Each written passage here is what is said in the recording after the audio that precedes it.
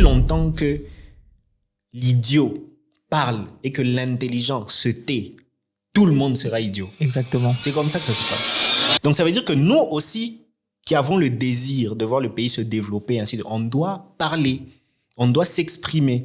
Et s'exprimer, ce n'est pas seulement passer au podcast, c'est fabriquer, c'est faire. Le Congo a un potentiel extraordinaire. Même quand tu dis, par exemple, les moyens de bord. En fait, le bord là que nous avons, c'est énorme. Okay. On a vraiment, et alors vraiment un potentiel en RDC extraordinaire. Ça s'appelle l'île de Nauru. Okay. L'île de Nauru, aujourd'hui, on appelle ça le pays qui s'est mangé lui-même, parce que c'est un pays qui n'existe plus. Et pourtant, c'était l'un des pays les plus riches du monde. Je pense son PIB était, je crois, le 2e ou le 3e le plus élevé du monde dans les années 1960 jusqu'à 1980.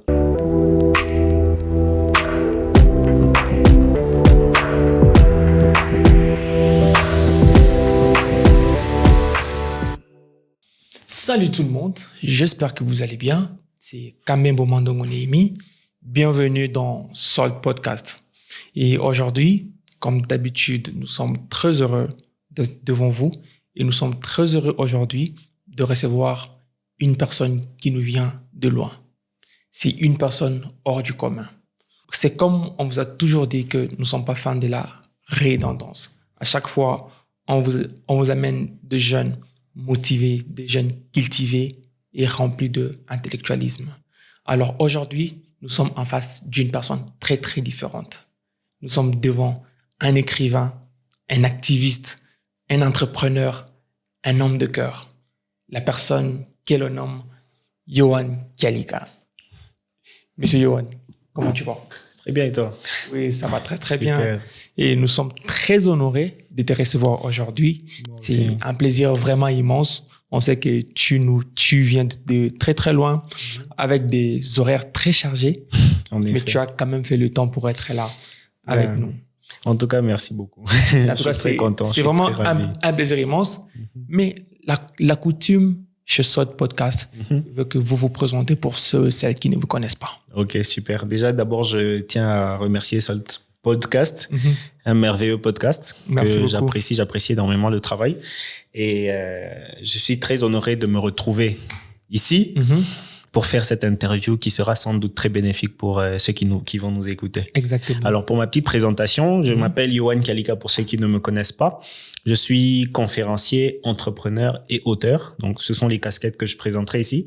Et voilà plus ou moins ce que je suis. Alors, nous sommes plus intéressés.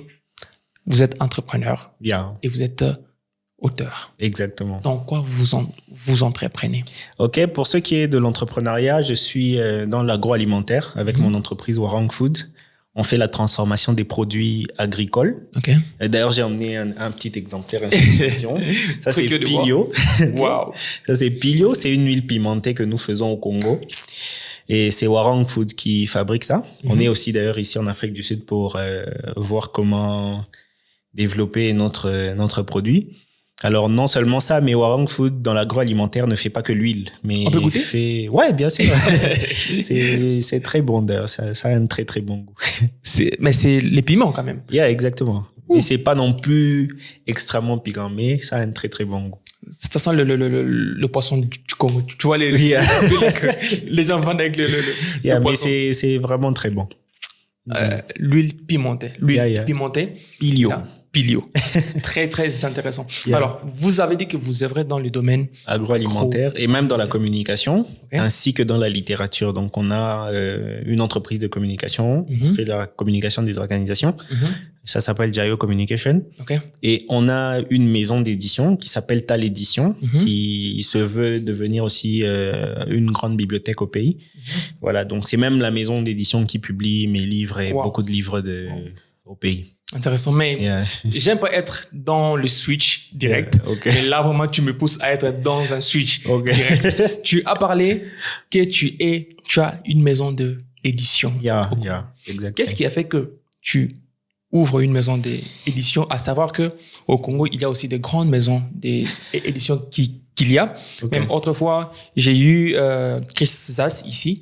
Il m'a dit qu'il avait du mal à produire un livre au Congo par manque de maison d'édition. Mais là, j'apprends que tu as une maison d'édition. Est-ce qu'on peut savoir sur ça? Ouais, effectivement, la maison d'édition TAL a été créée en 2021. OK. A été créée en 2021 et nous accompagnons les écrivains. Ce qui est vrai, c'est que faire un livre, c'est très coûteux. Hein, c'est très coûteux. C'est ça qui pousse même les gens à ne pas aussi tout le temps publier ou quoi que ce soit parce que ça demande beaucoup de fonds, beaucoup de moyens. Et moi, par exemple, les maisons d'édition que j'ai cherchées au pays ne me satisfaisaient pas. OK. Alors justement, comme j'étais en contact avec des gens des lettres qui évoluaient dans ce domaine, j'ai eu plusieurs conseils. C'est comme ça que j'avais finalement décidé d'investir dans le monde de la littérature. Okay. Alors, on a créé la maison d'édition dont je suis fondateur, mais il y a un directeur général qui s'occupe de la maison d'édition. Donc, il y a tout le management en place, à part le fait que vous soyez... C'est en train de devenir même une des grandes maisons d'édition. Hein. En quoi cela est bénéfique pour la jeunesse? Parce que là, notre podcast est toujours dirigé sur la jeunesse. OK. C'est bénéfique pour la jeunesse parce que on sait promouvoir les talents, les écrivains qui seraient en mesure de transmettre un message, tu vois. Alors, la maison d'édition peut sélectionner ce type de personnes. Okay. On peut aussi former des gens dans l'écriture parce que, tu sais, avoir un patrimoine littéraire pour un pays, c'est très, très important. Okay. Tu vois, parce que aujourd'hui, par exemple, on a accès à certaines informations en Afrique parce qu'on y a Cheikh Anta Diop, pour le Congo, Zamenga Batoke Zanga. Exactement. Tu vois, pourquoi? Parce que ce sont des gens qui se sont décidés de laisser leurs idées dans des textes. Tu vois. Et nous, on veut aussi voir, comment on va dire, déceler justement ces différents talents dans le domaine de l'écriture pour les accompagner. Okay. Yeah. Donc, en tant qu'entrepreneur jeune, donc j'ai conscience que vous êtes un acteur économique. Évidemment. Parce que en tant qu'entrepreneur, donc vous êtes en train de créer les emplois. Mais est-ce que votre société, c'est structure que de jeunes? Tu vas juste engager le jeune ou tu œuvres aussi avec les gens d'âge avancé, peut-être qui sont dans la quarantaine, ou tu es plus dirigé vers le jeune seulement? Bon, à vrai dire, c'est que pour l'instant, par exemple, c'est plus les jeunes. Les jeunes, et c'est pas que c'est ma seule volonté, tu vois. Moi, je veux travailler avec tout le monde. C'est les compétences qu'on recherche dans une entreprise. Ce n'est pas l'âge. C'est pas l'âge, exactement. Mais il se fait que les compétences personnes qui se trouvent autour de moi sont des jeunes. Tu vois? Donc, comme ils sont là, ils sont jeunes, c'est aussi avantageux. Ce qui fait qu'aujourd'hui, pour toutes mes entreprises réunies, il n'y a que des jeunes qui travaillent. C'est quoi le challenge de voir que tu es un entrepreneur jeune et tu travailles avec le jeune? C'est quoi le challenge que tu fais face en tant qu'un jeune qui travaille avec le jeune? Le grand challenge entre jeunes, c'est que tu sais, quand tu veux appliquer le leadership à d'autres personnes qui ont peut-être ton âge, parfois certains légèrement plus âgés, c'est pas forcément évident, mais on tient le coup. Mais il faut établir déjà des bases. Okay. On est là pour le boulot, on est là pour le travail, on est là pour des objectifs bien précis, tu vois. Et ça va permettre à ce que les gens entrent dans une vision, dans une pensée, dans une philosophie, tu vois. Et c'est beaucoup plus comme ça qu'on évolue. Donc, le seul challenge que je dirais en gérant les jeunes, c'est que tu ne sais pas forcément gérer leur comportement. Certains peuvent te dire, je suis plus âgé que toi, ou on a le même âge et tout, tu vois. Mais heureusement que j'ai un bon tempérament, j'ai vraiment été bien éduqué aussi, c'est important, hein, dans la gestion. Exactement. Et ce qui fait que tu sais gérer émotionnellement les gens avec qui tu travailles. Le respect, surtout quand tu respectes les gens, ils te respectent en retour. Et moi, en tout cas, jusqu'aujourd'hui, aucun employé ne pourra dire que je lui ai manqué de respect. Mais aussi mettre quelque chose un peu en parenthèse. Yeah. Est-ce que tu penses que le respect, c'est mérite, ou tu respectes les gens juste parce que tu as envie de les respecter? Je respecte les gens parce que c'est un principe de la vie. Je respecte tout le monde, tu vois. Et même quand on me manque de respect, je ne manque pas de respect en retour. En tout cas, sincèrement, moi, je suis pas comme ça. Et effectivement, ça permet de bien garder les relations, d'une certaine manière. Et ça permet, au fait, de faire que les gens ont un regard respectueux en ta personne, tu vois. Et le respect, moi, je pense que c'est pas une affaire de mérite ou quoi que ce soit, mais je pense que c'est un principe de vie. C'est comme de l'oxygène. Tu vois, moi, je pense que c'est ça. OK. Yeah. Alors, entrons dans le vif du sujet. Yeah, okay. Je sais que on a deux choses ou deux thématiques sur lesquelles on va parler aujourd'hui, mais qui peut produire 200 podcasts. Super. Exactement. Alors, là, on va se concentrer sur votre casquette d'écrivain. OK, no problem. J'ai vu le 7e de vos livres. Je sais que vous en avez publié autant. Yeah. Avoir le 7e livre que vous avez écrit, Le Congo n'existe pas. Congo n'existe Et je sais que c'est un titre, quand j'ai vu en premier, ça me paraissait genre, I was out of mind, man. I'm just like, what is going on here? Of course. Tu vois, c'est ce que tout le monde, au fait, a quand il regarde ça pour la première fois, tu vois. Et le second qui sort bientôt d'ailleurs, Yeah. je vous montre pas encore, je vais vous montrer après. Le second qui sort bientôt a aussi un titre Yeah. fou. La RDC, la malédiction de sa propre richesse. Quand j'ai vu le 7e livre, le résumé que vous m'avez fait, Yeah. et le résumé de ces livres ici, je vois que ce sont des principes qui vont en corrélation. Mais Comme une sorte de continuité. exactement. Yeah. Pourquoi les titres de vos livres sont d'abord négatifs? Ah, cette question. Tu sais, je reçois souvent cette question de ouais, pourquoi tu donnes des titres négativistes, le Congo n'existe pas, tu vis où? Exactement. Et tout ça, la RDC, la malédiction de sa propre richesse, pourquoi tu publies des histoires pour ton pays qui sont négatifs et tout? Il dit bon, ok, la première des choses, c'est qu'on ne juge pas un livre par sa couverture. Don't judge a book by its cover. Definitely. Ça, c'est la première des choses. La deuxième des choses, c'est que tu sais, en Afrique, on a grandi dans un contexte où on ne lit pas beaucoup. Pourquoi? Parce que naturellement, on a évolué avec la tradition orale. Donc, c'est de la bouche à l'oreille. Donc, la lecture n'est pas une base principale pour nous, tu vois. Et je connais mes frères, les Congolais. Les Congolais que nous sommes sont très émotifs, tu vois. Il y a évidemment des risques à tout, mais avoir des titres comme ça, sur le plan marketing, c'est accrocheur. Ça permet, mais qu'est-ce qu'il veut dire? Pour ceux qui sont curieux, ils vont vouloir entrer en profondeur et c'est comme ça que tu exprimes ta pensée, ton désir. Et quand les gens, justement, se plongent dans mes livres, ils se rendent compte, en fait, c'était merveilleux, en fait. Il y a des solutions, il y a ceci, il y a cela, tu vois. Donc, on va partir d'abord sur ce principe-là. Ce n'est pas que ce sont des titres négativistes, mais c'est bien sûr pour attirer l'attention, pour que les gens puissent dans cette merveilleuse ressource qu'est ce livre. On peut dire que la négativité de vos titres est liée à votre stratégie marketing. Ok. En quelque sorte. Un autre.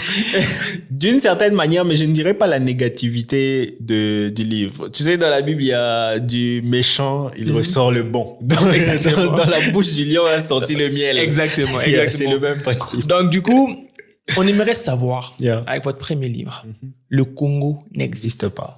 En quoi le Congo n'existe pas et sur quelle base le Congo n'existe pas? Quels sont genre sur quoi tu t'appuies en fait? Ok, je vais te donner juste un exemple extrêmement simple. Ça pourrait même faire rire certains, mais c'est extrêmement simple. Je vais raconter une histoire, alors nous tous on va s'imaginer dans cette histoire, les amis. Ok, allons-y. Tu t'imagines, la nuit tu arrives, tu dis bon, je vais dormir. Tu dors. Le matin, tu te dis bon, ok, ton alarme sonne. Ton alarme sonne, tu prends ton téléphone. Ah, ok, 7 heures juste. Le téléphone que tu as en main vient de l'extérieur du pays. Bon, rien de grave. Tu regardes sous le sol, tu te rends compte que, les carreaux qui sont là par terre, ça vient de l'Inde, non? Exactement. Bon, je te dis, bon, c'est pas grave. Je me lève, je regarde l'ampoule Made in South Africa. J'ai dit, bon, ok, je vais me laver, je vais prendre ma douche. J'entre dans la douche. La porte que j'utilise là n'est pas faite au Congo. Je dis, qu'est-ce qui se passe? Je regarde le poignet là, je me rends compte aussi, made in India. Je dis, mais c'est grave quand même. J'entre dans la douche, je me dis, bon, je vais me laver. Je vais prendre ma bouteille d'eau pour brosser les dents. Je prends la bouteille d'eau, je regarde, made in Tanzania par exemple. Donc, tout ce qui nous entoure dans le pays vient de l'extérieur. C'est pas mauvais, mais c'est très mauvais quand c'est la totalité de tout ce qui nous entoure qui vient de l'extérieur. Peut-être à part les ciments qui est fait...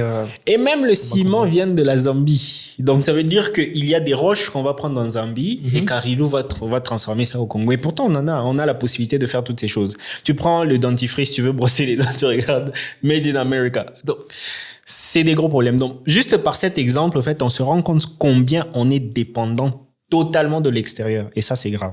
C'est très grave. Et il faudrait qu'on repense vraiment le système de manière à ce qu'on puisse industrialiser notre pays. Ça, c'est très important. Donc, si je comprends, si je rentre à la base de ma question, le Congo n'existe pas sur le plan économique. Exactement. Et même sur beaucoup d'autres points, mais bon, là n'est pas... En l'occurrence. Sur beaucoup d'autres points. Au fait, on a encore beaucoup de choses à faire. Même sur le plan politique, on n'est pas encore stable. On n'existe pas, comme je l'ai dit. Je sais que c'est violent parfois ce que je dis dans ces termes, mais c'est pour pousser mon frère congolais de se réveiller. Au fait, on n'est pas dans un rêve. Le pays tel qu'il est, au fait, il dépend de nous. Nous et nous seuls. Personne ne viendra nous aider ou quoi que ce soit. Exactement. Le principe même de la vie, c'est qu'il n'y a pas de pitié dans le monde. Le plus fort, il gagne. Exactement. Et personne ne va venir te prêter sa force. Exactement. Personne. Et tu vois, c'est vraiment ce même principe qu'il faudrait qu'on ait dans notre mentalité, nous les Congolais. Ok, ça, je comprends que c'est toute une théorie. Toute une théorie. Mais ça peut faire des podcasts. Exactement. Mais je rentre au point de départ. Yeah. C'est quoi cette phrase que tu as peut-être entendue qui a engendré ce titre? Le Congo n'existe pas. Ah, ça là, c'est le discours du président de la République. Un jour, il était en Mbuji-Mayi, Félix Antoine Tshisekedi évidemment. Il a dit Mboka esi ekufa kala. Okay. Donc mon très cher président aussi est d'accord avec moi du fait que le pays est déjà mort. Et un mort n'existe pas. Et ça a attisé au fait mon désir de m'exprimer dans ce livre. Mais si un mort n'existe pas, on peut quand même voir un cadavre. Genre, la personne est morte, il y a ce cadavre. Oui, il peut être un cadavre, mais il n'agit pas. Donc c'est un peu comme le Congo. On peut dire que c'est une carcasse vide. Okay. Mais je pense et je crois de tout mon cœur que nous sommes capables de relever les choses. Je crois. Tu as dit que le Congo est une carcasse vide. Qu'est-ce qu'il faut pour la remplir? Parce que c'est là. Il y avait cette bouteille-là. Yeah. Cette bouteille, c'est juste une bouteille Exactement. sans forme qu'on peut jeter. Tu as mis ces précieux piments qui goûtent d'ailleurs. J'ai même envie de manger le foufou avec. Et ce n'est pas la bouteille qui vaut les prix, mais c'est le contenu qui vaut le prix et le nom d'ailleurs que tu as mentionné. Est-ce que tu ne penses pas que au Congo, tu as dit que c'était une carcasse vide. Là, tu as mis les piments. Dans le Congo, il faut quoi? Et qu'est-ce qu'il faut pour le Congo? Pour le Congo, en fait, il faut nous. Okay. Nous les hommes, nous les humains. Ce qui constitue un pays, c'est les humains et son système. Et le système est fait par les hommes. Donc ça veut dire que nous, les hommes, nous devons prendre conscience de faire les choses telles qu'il faut les faire. Par exemple, pour nous, la jeunesse, qu'est-ce qu'on doit faire? On doit exactement faire ce qu'on sait faire bien. Tu vois? Et c'est comme ça qu'on va commencer à créer petit à petit un système. Ça peut prendre du temps, mais c'est possible de passer de la carcasse vide à quelque chose de concret. On a vu beaucoup de pays qui se sont développés. Le Botswana, c'était pratiquement le même cas que nous. La Tanzanie, c'était le même cas que nous. Le Nigeria, c'était le même cas que nous. L'Afrique du Sud, c'était le même cas que nous. Qu'est-ce qui empêche que nous, on puisse de passer de la carcasse vide à Qu'est-ce qui empêche? Voilà. Qu'est-ce qui empêche? Je vais à cette question. Qu'est-ce qui empêche? Ce qui empêche, au fait, c'est nous. Donc, nous devons faire des choses. Les jeunes doivent entreprendre, doivent faire ce qu'ils font.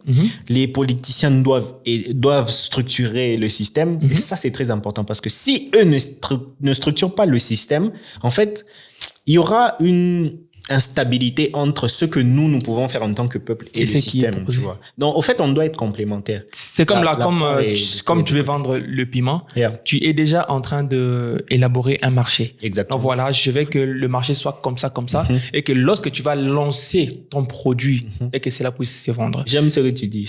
Tu parles de la planification. Exactement. Ça, c'est ça qui manque. Et je me dis, le Congo, c'est ça d'ailleurs. La planification. Le planning, il n'y a pas. Il n'y a pas. Et tu penses que ou soit, il peut peut-être y en avoir, mais il n'y a pas de suivi. Ça aussi, c'est différent. Parce que je me suis rendu compte que, d'abord, je vais dire quelque chose de très fort, là, maintenant. On n'a pas de vision. Le Congo n'a pas de vision. C'est quoi la vision? Partons de ce principe.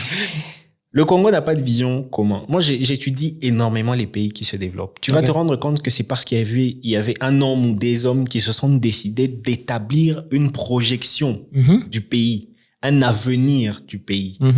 Maintenant, au-delà de la vision, il y a cette planification pour atteindre la vision.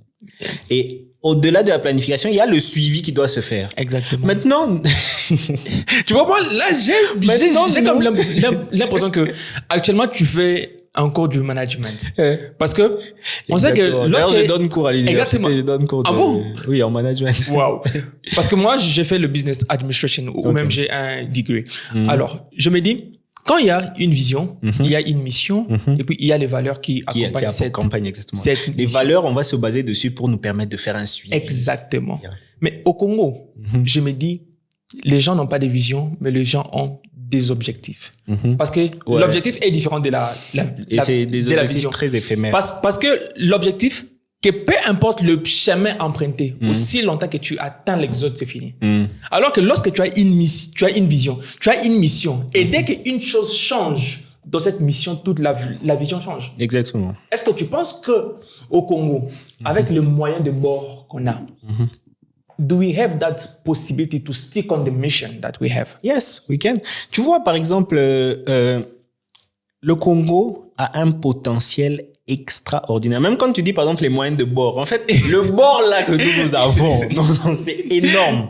Okay. On a vraiment, et alors vraiment un potentiel en RDC extraordinaire. D'ailleurs, on appelle ça le scandale géologique. Okay. Parce qu'on est extrêmement riche, presque sur tous les plans. Donc, ça veut dire que nous avons la possibilité de nous développer en un clin d'œil. C'est possible. On doit recevoir. En fait, moi, je pense que c'est juste un manque de volonté politique. Et ce manque de volonté politique, en fait, se traduit par le manque de vision. Prenons la Chine. La Chine suit un programme, vision.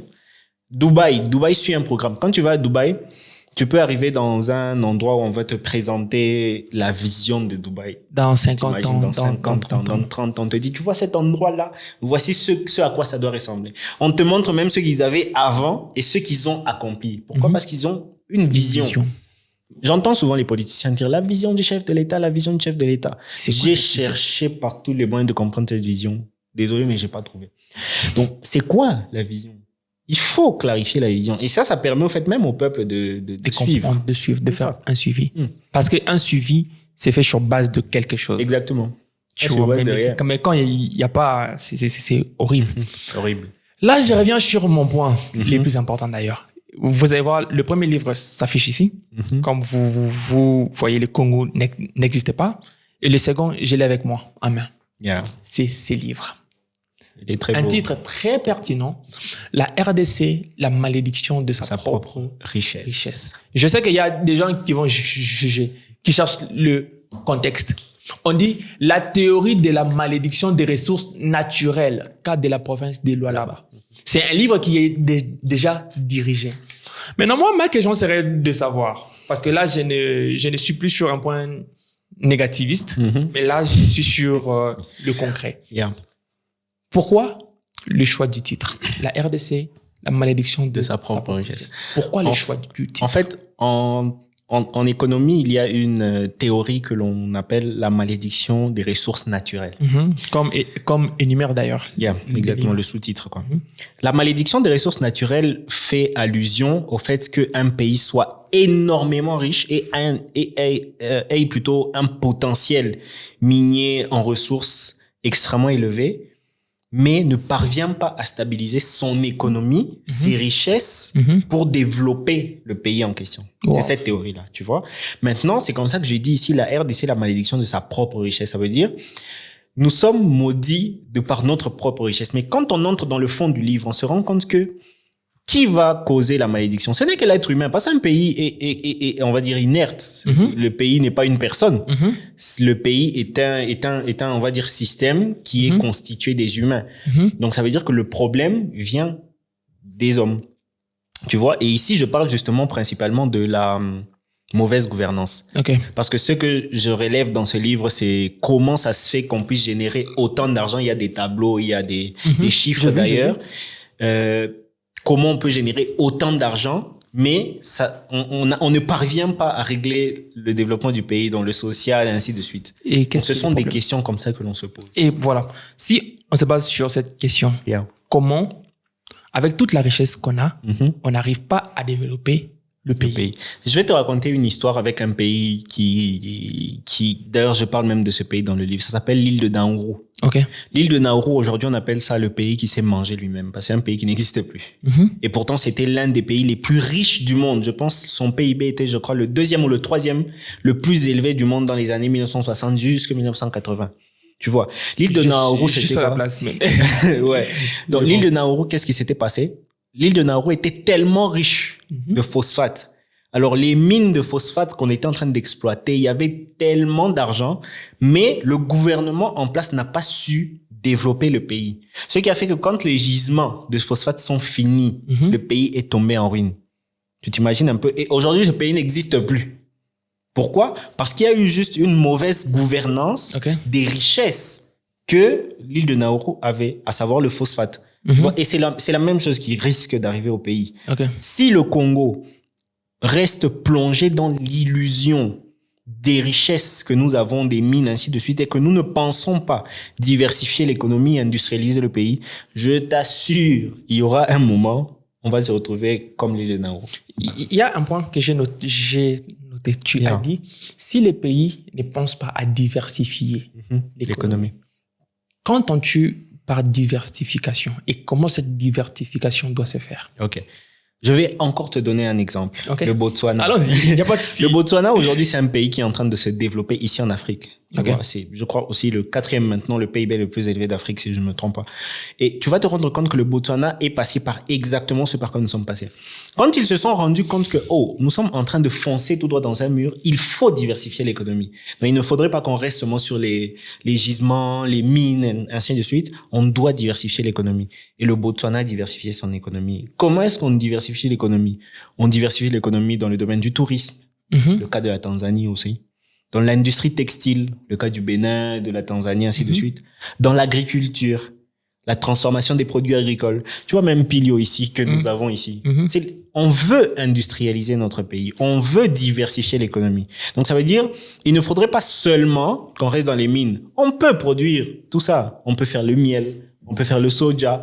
On peut faire de l'huile. On peut faire tout. La diversification de l'économie, c'est ça. On peut transformer tout ce qui est transformable pour donner de la valeur et faire passer. Et on peut créer des industries d'armement. On peut tout faire. La diversification de l'économie, justement, c'est ça. Alors, de manière concrète. Quelle est l'anecdote la plus puissante de ces livres? Ok. Un jour, je suis en train de passer à la télé. Cette histoire me fait beaucoup de bien. Je suis en train de passer à la télé et puis je regarde, c'était à Kolwezi, je regarde donc dans la province du Lualaba, sa capitale.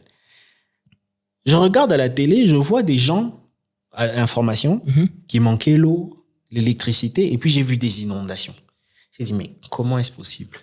Je me suis dit, mais c'est quoi exactement? À quoi servent les redevances minières dont je parle dans ce livre? Les redevances minières, selon le code minier, les redevances minières, c'est de l'argent que les mines font l'exploitation, ainsi de suite, et puis ils vont reverser un certain pourcentage à l'entité territoriale, l'entité dans laquelle l'entreprise est, la province, la ville ou la commune. Maintenant, je me suis posé la question, je dis, il faudrait que je fasse d'abord des recherches sur combien on génère de l'argent, parce que cet argent a un but ultime, développer l'environnement et le social. Dans lequel l'entreprise se trouve, donc la ville ou la province, tu vois. Et je me suis dit, je vais d'abord essayer de faire des recherches. Je fais des recherches, je tombe sur des chiffres extraordinaires. Sur 3 ans presque, ça c'était le minimum. Sur 3 ans presque, donc premier trimestre de 2021, 2022, 2023, les redevances minières du Lualaba étaient près de 527 millions de dollars.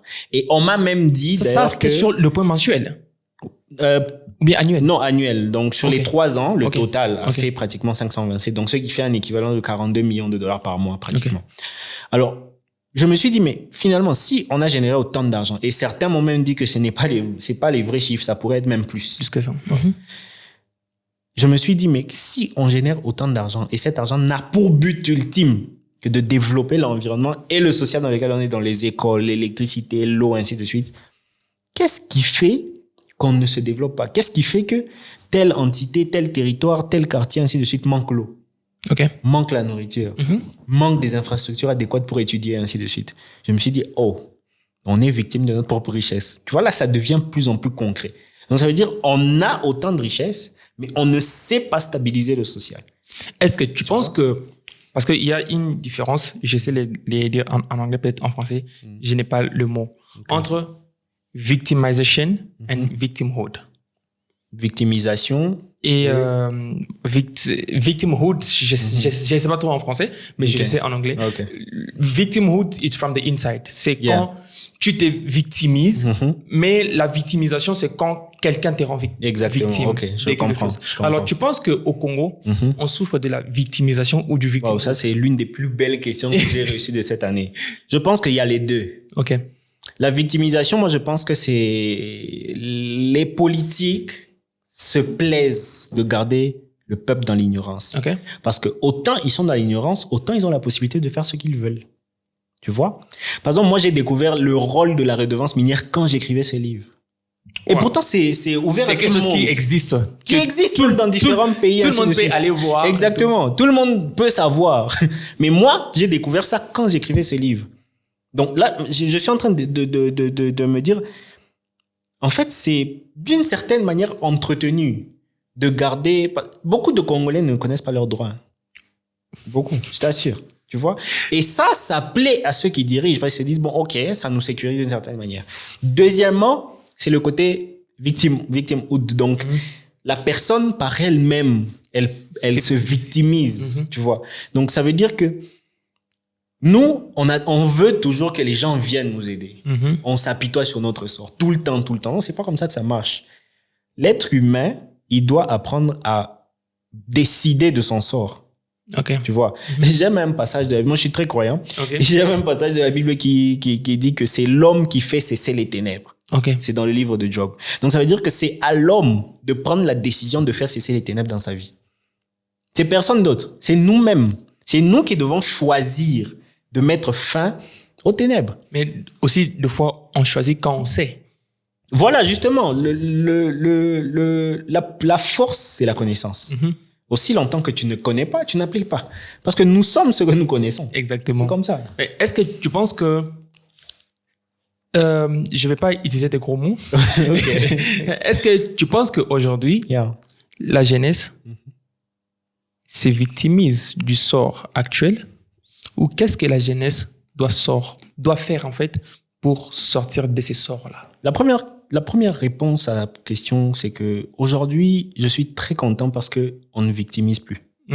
En tout cas, moi, la plupart des jeunes que je rencontre, que je connais en ce moment, en fait, ils se sont décidés d'agir, de faire, d'entrer sur le terrain, tu vois. Donc, ça veut dire qu'il y a un signe de non-victimisation. Ça, c'est la première des choses. La deuxième des choses, c'est que oui, nous sommes capables de changer quelque chose. Nous sommes capables, pourquoi? Parce que nous avons le potentiel. Aujourd'hui, nous sommes ouverts au monde. Aujourd'hui, nous avons la possibilité de voir ce qui se passe ailleurs. On peut voyager, on peut faire ceci. Et ça change le mindset, tu vois. Et quand ça change la mentalité, ça veut dire on a ce désir d'apporter quelque chose. Tu vois, moi, quand je voyage, je vois ce qui se passe. Je suis écœuré, mais en même temps, je me dis, on peut le faire dans notre pays. Tu vois. Et ça, je pense que c'est quelque chose qui commence à remplir le cœur de beaucoup de jeunes. Et moi, je rencontre des jeunes qui sont extrêmement talentueux, tu n'as pas idée. Tu vois. Et regarde, même dans l'histoire du monde, ceux qui ont changé l'histoire des pays, c'était des jeunes. Lumumba était jeune, c'est 30 ans. 30 ans, c'est quoi? 30 ans, c'est un jeune. Exactement. Kadhafi, il est arrivé, c'était dans la vingtaine aussi. Donc, ça veut dire que c'est nous qui devons changer les choses. Les vieux, ils ont déjà fait leur vie, au fait. Donc, ils sont là, ils se disent, bon, ok, je fais ça pour mes enfants, pour ma progéniture, ainsi de suite. Mais nous, on a encore la force. Et moi, je pense que c'est maintenant que les jeunes doivent agir. Tu vois, ce que tu fais. Tu fais entendre la voix des jeunes. Tu permets à ce que nous puissions nous exprimer. Aussi longtemps que l'idiot parle et que l'intelligent se tait, tout le monde sera idiot. Exactement. C'est comme ça que ça se passe. Donc, ça veut dire que nous aussi, qui avons le désir de voir le pays se développer, on doit parler, on doit s'exprimer. Et s'exprimer, ce n'est pas seulement passer au podcast. C'est fabriquer, c'est faire. Moi, je donne un exemple concret. Ça, là, c'est parler. Ça veut dire que nous sommes capables de mettre sur le marché des produits congolais bien faits, bio, bien raffinés. C'est bien étudié dans des laboratoires. Et ce sont des étudiants qui ont aussi travaillé sur ce projet. Ils ont testé ça dans leur laboratoire. Tu vois? Et on se rend justement compte que nous avons la possibilité de faire les choses bien. Tu vois? Moi, c'est comme ça que je dis que les jeunes que nous sommes, nous avons la possibilité de faire les choses. Yes. Ouais. C'est même ce que je disais autrefois dans mes récents épisodes. j'avais dit ça en anglais. Là, je vais encore redire ça en français. Ok. En tant que jeune, aujourd'hui, on est acteur du changement, Yeah, acteur du développement. Mais il y a aussi ces vagues d'inconscience. Je vais dire ça inconscience. Je sais que c'est un très gros mot, Yeah. mais je me permets quand même. Il y a ces vagues d'inconscience-là. Parce que je sais que tu donnes cours de management. Yeah. Il y a des gens qui sont appelés à être gérés et il y a des gens qui sont appelés à gérer. Absolument. Mais au Congo, les gens pensent que si tu n'es pas entrepreneur, tu ne vas pas réussir dans la vie. D'où actuellement, les gens se lancent dans en fait, l'entrepreneuriat. Okay. Je me dis peut-être en tant que prof, Yeah. il faut peut-être que tu expliques un peu c'est quoi l'entrepreneuriat. Parce qu'au Congo, les gens ont des produits, ils n'ont pas de services. Les gens sont plus commerçants qu'entrepreneurs. Ah oui, absolument. Ça, c'est quelque chose que je plains même. Mais ce sont des personnes qui s'appellent entrepreneurs. Ouais, malheureusement. Dis-nous, c'est quoi un entrepreneur? Ok. Un commerçant, d'abord, c'est quoi? C'est je viens, j'achète ça, puis je revends. Je suis commerçant, point. Donc, si tu fais ça, ne t'appelle pas entrepreneur. Non, faut être réaliste. Mais par contre, un entrepreneur, il crée, puis il vend sa création. Je ne sais pas si tu comprends. Exactement. Donc, ça veut dire, il parvient, il prend une idée du néant, tu vois, il crée une solution, peut-être, puis il vend cette solution. Celui-là, il entreprend, tu vois. Mais il est évident que tout le monde n'est pas appelé à l'entrepreneuriat. Et les gens doivent savoir ça. Ce n'est pas parce que tu travailles dans une entreprise que tu es moindre. Ce n'est pas parce que tu es salarié que tu es moindre. Non. Nos parents, ils sont salariés, on a vécu, ils nous ont fait grandir, ainsi de suite. Et aussi, c'est quelque chose que j'aimerais dire à tous ces coachs-là, ce que je vois sur TikTok partout. Okay. Oh non, quittez le salariat, ainsi de suite. Non. Tout le monde n'a pas forcément à suivre ton opinion. Il y a ceux qui se sentent capables de dire que je suis capable d'entreprendre. Pour mon cas, par exemple, je suis capable d'entreprendre. J'ai le potentiel pour j'entreprends. C'est dur, c'est difficile, mais c'est comme une vocation. Tu es fabriqué, si je peux dire, tu es créé avec en toi la possibilité de surmonter ces épreuves-là. Tout le monde n'est pas appelé à entreprendre. Ça, c'était un point très important parce que je me dis au Congo aujourd'hui, les gens sont un peu en train de mal comprendre le mot. Tu vois, des fois, je parle à certaines personnes. Il faut nous informer lorsque vous changez les définitions des mots. Ouais. Tu vois, parce que si un mot est conçu comme ça et que toi tu fais autre chose mais tu t'appelles ça, donc c'est que ça, en fait. Je comprends plus. Et puis alors, j'ai une question écrite pour toi que je vais d'ailleurs les lire avec mon cahier. Je vais les lire. Quels sont les problèmes que cite ton livre aujourd'hui? Je sais que tu as énuméré quelques problèmes que j'ai encore rénotés. Quelles sont les solutions à proposer? Tu as proposé quelques solutions, on a entendu. Et qu'est-ce qui te rassure que ces solutions sont les meilleures? La première des choses, comme je dis, dans le livre, je mets en place, je dénonce les différents problèmes qu'il y a. Mais je fais aussi des propositions de comment quitter la malédiction à la bénédiction. Tu vois? Et la malédiction à la bénédiction, ça veut dire, j'ai mis un tableau. Ce tableau énumère les différents domaines dans lesquels on peut diversifier l'économie. Ça, c'est un. Deuxièmement, ce tableau met en place les différentes richesses que nous avons, que nous pouvons exploiter. Et troisièmement, dans ce même tableau, on va maintenant se rendre compte quel type d'industrie on peut créer pour diversifier l'économie. Parce que là, ce livre, il est vraiment plongé dans la diversification de l'économie, tu vois. Donc, prenons le cas, l'agro-industrie. Pour les ressources qui sont valorisables, on a le maïs, le manioc, ainsi de suite. Et quel type d'industrie on peut faire? On peut faire l'industrie de déshydratation, les labos pour étudier les produits, les conservations, ainsi de suite. Donc, on a la possibilité de rendre merveilleux notre pays. Deuxièmement, dans les matériels de construction, à Sandoa, il y a des roches qui peuvent nous permettre de faire du carreau. Donc, ça veut dire qu'on peut faire des industries de carrelage, tu vois. Donc, ça veut dire que au lieu de commencer à prendre tous les carreaux qui viennent d'Inde et de la Zambie, on serait capable de stabiliser et avoir aussi des carreaux au niveau local. Le potentiel en nous, nous avons la possibilité de pêcher et faire des industries de pêche. Nous n'en avons pas. Le riz, nous pouvons faire à Goma, au Kivu, ainsi de suite. On peut faire le riz, on peut faire des industries de riz. Mais nous ne le faisons pas.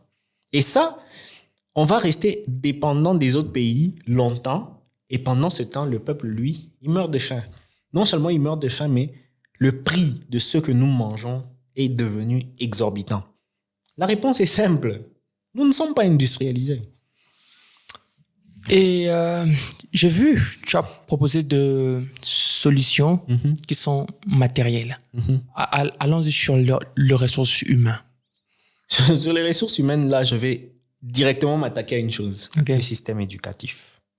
Le système éducatif au pays, au Congo, est un système colonial. Donc, ça veut dire que ce système était venu, les Belges sont venus avec un système qui leur servirait à eux. Donc, ils ont des entreprises, ils font des écoles pour former la main-d'œuvre qui sera utilisée dans les entreprises. C'est clair. Mais tu t'imagines ce même système que mon grand-père a étudié, c'est ce que j'ai étudié et c'est ce que ma petite sœur cadette étudie aujourd'hui. Actuellement. Il n'y a qu'un fou qui peut penser que si je fais la même chose, j'aurai un résultat différent. On aura le même résultat. Donc, ça veut dire qu'il faut repenser le système éducatif. Je suis ici en ce moment en Afrique du Sud. Je me suis vraiment renseigné sur beaucoup de choses et j'ai appris que on fait le upgrade du système éducatif pratiquement chaque 5 ans. Mais c'est pas comme ça chez nous. Et ça, c'est très grave. C'est très, très grave. En tout cas, je n'ai pas cette information qu'on a upgrade le système parce que moi, mes petites sœurs étudient les mêmes textes, les mêmes livres. Donc, il n'y a pas de upgrade chez nous. Et ça, c'est très grave. Donc, on responsabilise le système éducatif aujourd'hui, qui est l'État. Qui doit gérer ça. Donc, on dit, l'État doit faire sa part de choses. Nous, jeunes, on fait notre part de choses, mais l'État est le responsable numéro 1. Exactement. Par exemple, pour le système éducatif, c'est même pas d'abord le côté de nous. Celui qui est censé réguler le système éducatif, gérer le système éducatif, établir de nouveaux fondements du système éducatif, c'est l'État, c'est pas nous. Mais nous aussi, on a une part des responsabilités. Laquelle dans ce contexte, laquelle? En anglais, il y a le mot dit accountability and responsibility. Si je ne suis pas responsable de quelque chose, j'ai une part des responsabilités. Pourquoi? Parce que je suis en train de subir. Il y a un quote qui dit un fou reconnaît qu'il n'est plus fou lorsqu'il arrête la folie. Exactement. Tu vois? Ok, je comprends maintenant ce que tu dis. Si il faudrait qu'on dise quelle est notre part de responsabilité, c'est qu'on ne parle pas, on ne dénonce pas, on ne dit pas. Tu m'as raconté une histoire ici en Afrique du Sud de Youth Days, je pense. Il y avait un système qu'on voulait établir, mais les jeunes se sont décidés de marcher contre ce système, éliminer même certains d'entre eux. C'est devenu un jour mémorable. Et aujourd'hui, ce système n'a pas été accepté. Pourquoi? Parce qu'il y a eu des jeunes qui ont parlé. Et nous, on est là, on est en train de subir, mais on ne dit rien. Et le pire, c'est que si vous voulez oser dire, on peut vous écarter, mais c'est le prix à payer d'une certaine manière. Il n'y a pas de révolution sans, il n'y a pas de révolution. Moi, je le dis toujours. Moi, depuis que je suis né en République démocratique du Congo, moi, j'ai jamais vu une marche. Il n'y a jamais eu. Moi, j'ai jamais vu une marche. Les jeunes se disent, OK, on va marcher contre ça. La farine a augmenté, on va marcher. Non, tout le monde en parle dans les taxis, ainsi de suite, mais personne ne parle. Personne, non. On peut faire des marches pacifiques, évidemment, pas de problème, ainsi de suite, pacifiques, où on réclame ce qu'on doit, ce qu'on nous doit par l'État, tu vois. Et ça, c'est quelque chose, aussi longtemps qu'on se tait, les politiciens qui n'auront peut-être pas de bon cœur vont se dire, OK, ça nous arrange leur ignorance. On continue à fracasser le pays. Je suis chrétien autant que toi. Je me dis toujours une chose. Adam et Ève, comme on nous dit, ont su que c'était le mal parce qu'ils savaient le bien. Tu vois, on reconnaît que voilà, ça c'est un mal quand on sait que le bien existe. On connaît toujours une chose quand on sait son contraire. Avec le Congo, actuellement, moi peut-être je pense que les gens se sont habitués à ces systèmes parce qu'ils ne connaissent pas mieux. Ouais, l'ignorance. Je pense que la révolution doit d'abord se faire à petite échelle. C'est quelque chose qui doit être mental. Tu vois ce que tu fais, par exemple, le podcast qu'on fait. C'est qu'on est en train de mettre une semence. La semence est souvent petite. Exactement. Mais ça va produire un arbre. Exactement. C'est ça que nous devons faire. Alors, on rentre dans les livres. OK. C'est un livre que j'ai même envie d'amener avec moi à la maison, d'ailleurs. Yeah. En tout cas, c'est un livre très, très riche. J'ai C'est un très bon lu livre. en partie. Tu es plus basé sur la province de Lualaba. Au fait, la province du Lualaba n'est que le maillon. Hein? Donc, j'explique mieux à partir de la province du Lualaba. Mais il y a tout un chapitre où je parle de toutes les 26 provinces. Okay. Toutes les 26 provinces. Mais la province du Lualaba, c'est parce que j'avais directement accès aux informations de manière directe parce que j'y étais, tu vois. Alors, je me suis basé sur ça. Je suis entré en profondeur. J'ai vu combien ça pouvait générer comme argent et le potentiel qu'on pouvait avoir comme développement. Et je me suis dit, OK, donc si la province du Lualaba est dans cette situation, c'est que les autres aussi peuvent se développer, tu vois. Et voilà, c'est beaucoup plus parti de là. Donc, quand je parle de la province du Lualaba, c'est parce que je démontre un peu plus clairement les infos, les informations que j'ai à ma disposition, mais qui s'appliquent à d'autres provinces. Je vais en agglomération. Yeah.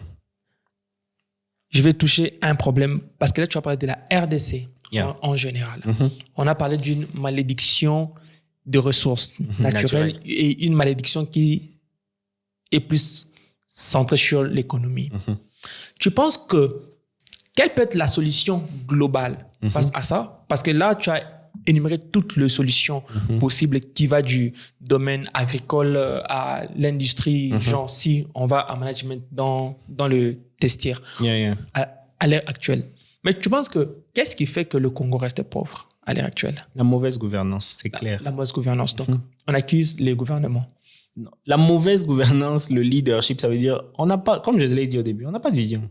Faut pas qu'on se voile la face. On n'a pas de vision. Et aussi longtemps qu'on n'aura pas de vision, on n'aura pas le désir de bien gouverner, on aura ce problème. Mais aussi, tu ne penses pas que c'est un problème de décentralisation peut-être? Bon, ça, c'est un autre sujet, je t'assure. Ça, c'est un tout autre sujet. Ou soit un problème de mentalité. Relation interne. Ouais, là, ça parle au fait de... Ça touche aussi à la mentalité parce que en ce moment, je t'assure, le pays est super divisé. Tu vois, il y a ce côté de tribalisme qui intervient et ça, c'est pas bon pour un pays. Et il y a des gens qui entretiennent ça. Parce que plus on est divisé, plus ceux qui veulent piller et créer des troubles, bah, ils en trouvent profit. Tu comprends? Donc maintenant, le problème est à ce point. Deuxièmement, je pense que c'est la mentalité du Congolais. Le Congolais doit changer, mais il doit changer comment? Le système éducatif. Ça, c'est important. Le système éducatif, c'est ça qui va orienter la pensée des gens. Prenons le cas du Japon. Le Japon, c'est le système éducatif qui a fait de lui ce qu'il est aujourd'hui. Et c'est la même chose pour nous. Et si on va dans vos préférés hashtags, maintenant, créons le Congo. Maintenant, créons le Congo. Maintenant. Ça, en tout cas, quand j'ai vu ces hashtags-là, maintenant, créons. Yeah, c'est notre slogan, notre croyance. OK. Comment tu crées ton Congo à toi? C'est simple. Moi, je crée le Congo en créant des entreprises, par exemple. En faisant des émissions comme ça qu'on m'appelle. Okay. Donc, je parle, j'exprime ce que je pense. Ça peut être une semence. Je fais ce que je fais. Pilio, par exemple, je le fais bien. Je crée le Congo. Et moi, je pense acheter c'est un piment que tu peux juste manger avec les foufous sans la nourriture. Imagine un peu. Exactement. Donc, tu vois. Donc, chaque jeune, chaque personne, en faisant ce qu'ils font chacun dans son domaine, qu'ils le fassent bien. C'est comme ça qu'on crée le Congo. S'il y a des politiciens, qu'ils fassent bien la politique. S'il y a des médecins, qu'ils fassent bien la médecine. S'il y a des agriculteurs, qu'ils fassent bien l'agriculture. S'il y a des entrepreneurs, qu'ils entreprennent bien. S'il y a des conférenciers, qu'ils fassent bien des conférences. S'il y a des journalistes, qu'ils fassent bien leur travail. C'est comme ça qu'on crée un pays. Un pays. Tu vois? Donc moi, c'est vraiment dans ce contexte-là que je dis maintenant, créons le Congo. Tu vois, maintenant, c'est un adverbe de temps. Donc, c'est un changement qui s'établit dans le temps. Donc, ça veut dire, avant, il y avait quelque chose, mais maintenant, on doit changer. Et maintenant, comme c'est le présent, le futur dépend totalement du présent. C'est maintenant qu'il faut qu'on agisse. Et c'est quoi le dernier anecdote pour cet épisode que tu me donnes de ces livres? C'est pas encore sorti. Ça sort dans quelques jours. Mais je t'assure, quiconque lira ces livres aura une mentalité changée. OK. Parce que c'est concret, c'est vraiment concret. C'est pas un livre où j'écris juste de la théorie, non. C'est tu lis, ça te change, tu agis. Point. Mais aussi, je pense que le changement est un choix. Oui, c'est un choix, absolument. Mais un choix aussi s'établit quand il y a des propositions. Exactement. Ça, c'est une proposition. En tout cas, ça a vraiment été très intéressant de voir ces titres. Et je pense même que ça sort quand déjà? Dans, normalement, 2 semaines. Dans 2 semaines. À partir de maintenant. En ligne partout sur partout, Amazon. sur Amazon, dans les différentes librairies. Moi, je voudrais pays, avoir ainsi de suite. une copie. Genre une copie. Absolument. Personnalisée. Exactement. Une copie. Et je viens d'ailleurs en Afrique du Sud pour faire des conférences avec les livres. Donc, je vais faire ici, Joburg, Pretoria et Cape Town. Ça va commencer après que le livre soit... Ouais, dès que le livre sort, j'ai une tournée de conférences au pays, dans différentes villes et ici aussi dans différentes villes. Et je vais voir dans quelle mesure aussi être en contact avec différentes diasporas pour faire la promo et la vente. Et l'explication du contenu. Et je vais aussi m'adresser à mon public. Le livre sort bientôt. Le livre sort bientôt. Et je pense que le lien de la vente ira aussi sur notre Instagram de Salt Podcast. Je pense que si les gens ont du mal à l'atteindre, vous pouvez me joindre moi aussi pour avoir accès à ces livres. Parce que nous-mêmes, là-même, on peut juste acheter ces livres, donner aux gens qui sont au gouvernement, qui lisent un peu la proposition que font le jeune aujourd'hui. Évidemment. C'est notre manière de voir les choses. Tu vois, quand j'ai lu ces livres ici, je peux me référer. Je me dis, ah oui, je sais, on a tel problème, on a ça, on a ça. Tu vois que c'est écrit par un jeune et on crée toujours une référence en tant que jeune parce qu'on sait se retrouver. Effectivement. Dedans. Alors, le livre sera bientôt en ligne et il y a tout le réseau Instagram de monsieur Yohan, qui va d'ailleurs s'afficher pour tous les gens qui veulent follow. On va mettre le code qui sera là, que vous devrez scanner ces codes pour avoir accès à tous ces réseaux. Super. Pour acheter ces livres. Parce qu'on a besoin d'une conscience éveillée à l'heure actuelle. Aussi, je sais que ces livres amènent à la prise de conscience. Mais à part ces livres, qu'est-ce qui peut amener à la prise de conscience? Cette question. Ton podcast. Wow. Ce que tu fais. Il y a des jeunes qui passent ici. J'ai suivi toutes les interviews en tout cas. Et ce sont des jeunes qui pensent au fait, qui réfléchissent. Et c'est le même ordre d'idée, tu vois. Exactement. Donc, ce que tu fais aussi, c'est pour éveiller les consciences. Mais on a besoin. Je préfère aussi que tu mettes les livres en audio. Parce que en marketing, il y a une stratégie. Il y a beaucoup de gens qui m'ont posé. D'ailleurs, moi, j'appelle ça la dopamine mal dirigée. À savoir que la dopamine, c'est d'ailleurs l'hormone du plaisir. Alors, cette hormone du plaisir est plus en activité quand il voit et quand il entend. Effectivement. Tu vois que c'est facile pour une personne. Moi, je ne condamne pas les gens qui restent sur TikTok pendant longtemps sur Instagram. On attise quand tu passes, tu actives ta dopamine en descendant, ça plaît à l'esprit. Et plus ça plaît, ça demande beaucoup. Exactement. Il faut rester. Maintenant, il y a des personnes qui ont dirigé leur dopamine à l'écriture, à la lecture. Comme moi. Voilà. Tu vois que non, tu prends plaisir quand tu es là, tu lis, voilà. C'est bon, mais il y a... on compte faire tout ça, des livres audio, des petits... même des théâtres, parce que nous, avec l'équipe de communication, on a différentes idées pour transmettre le message. Tu vois. Des conférences, des vidéos, des petits courts-métrages, de la musique même, mais de manière à ce qu'on transmette le message. C'est profond, ces livres. C'est très profond. Il y a beaucoup de choses. C'est vraiment un résumé de ce que nous pensons du pays, pour les jeunes, évidemment. Donc, je pense que quand le livre sort, parce que là, on n'a pas trop parlé en détail du livre, vu que ce n'est pas encore sorti. Dès que le livre sort, en tout cas, on serait très ravis de vous revoir encore sur ce podcast. J'en serais ravi. Où, en fait, on va parler de ces livres à son entièreté. Parfait. Parce que là, vous nous avez juste donné l'aperçu et certaines anecdotes parce qu'on ne veut quand même pas tout expliciter. Parce que si tu sais tu vas t'y acheter. Donc, on garde ça. Et dès que les livres sortent, en tout cas, on serait très enchanté de vous recevoir encore ici pour débattre sur ces livres. Super. Et je vais t'amener les gens. Cette fois, ça va être un talk show. Ça ne sera pas toi et moi. Avec les autres. On va te laisser cette chaise. Tu viens, tu t'assois, nous. Confrontation d'idées. Et voilà, on te pose des questions sur ces livres. Parce qu'il y a des théories qui peuvent être mal comprises. Parce que nous, on vit ici. On n'est pas au Congo. On apprend du Congo à la télé. On apprend du Congo au travers des livres comme ça. Ça fait 7 ans que je ne suis pas au Congo. Quand j'étais au Congo, le dollar était à pratiquement 1200. 1000. Mais actuellement, j'ai appris que c'est 2700. Un truc du genre. C'est grave. Hein?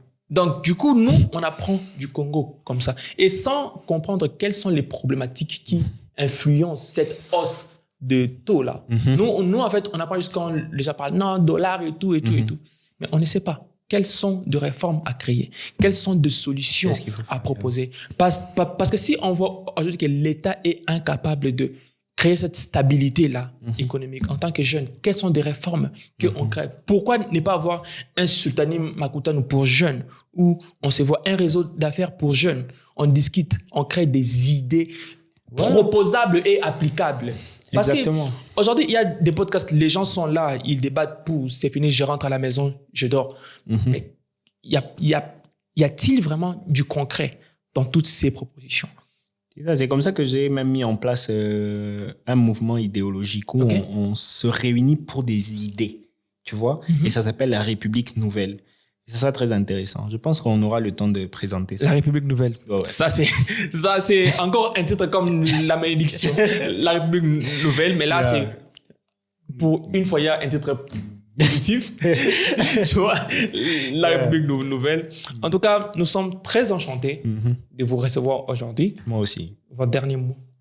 Mon dernier mot, c'est que les jeunes, je crois qu'on est capable. Et je pense qu'il est important que nous soyons conscients que nous en sommes capables.